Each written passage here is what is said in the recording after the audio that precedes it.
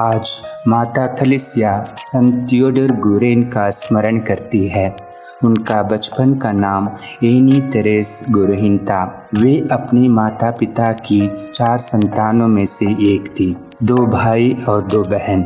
2 बहनों की ज़्यादातर शिक्षा बचपन में ही उनकी माता ने घर पर दी। बहुत कम उम्र में ही एनी तेरेस के हृदय में प्रभु प्रेम की अग्नि सुलग गई और समर्पित जीवन जीने की इच्छा थी। एनी तेरेस के प्रथम परम प्रसाद संस्कार के दिन फादर एल्बर्स ने तेरेस से कहा था कि जब वह बड़ी होगी वह धर्म बहन बनेगी।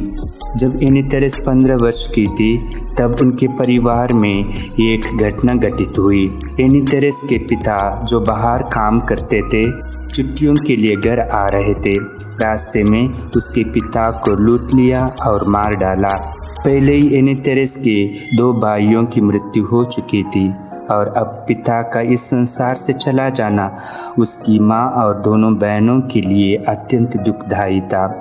एनी तेरेस ने परिवार का जिम्मेदारी को अपने ऊपर ले लिया और जब वह 20 साल की हुई तो उसने अपनी माँ से धर्म बहन बनने की इच्छा व्यक्त करते हुए अनुमति मांगी, परंतु माँ ने इनकार कर दिया।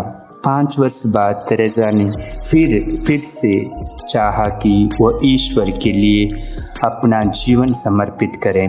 इस बार उसकी माँ ने उसे आशीर्वाद देते हुए प्रभु की सेवा के लिए भेज दिया।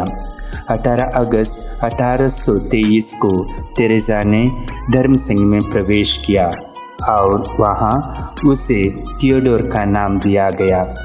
18 सितंबर 1825 में उन्होंने प्रथम वर धारण किया और तत्पश्चात शिक्षिका के रूप में सेवा कार्य शुरू किया।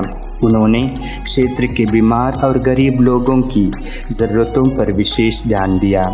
कुछ वर्ष की सेवा के बाद वे गंभीर रूप से चेचक रोग के चपेट में आ गई, जिससे उसकी पाचन क्रिया को बहुत हानि हुई और नतीजे सिस्टर थियोडोर जीवन भर साधारण भोजन ही ग्रहण कर सकती थी। सिस्टर थियोडोर का कुशल और कर्मठ जीवन जीते हुए दूसरों के लिए एक आध्यात्मिक गुरु भी साबित हुई।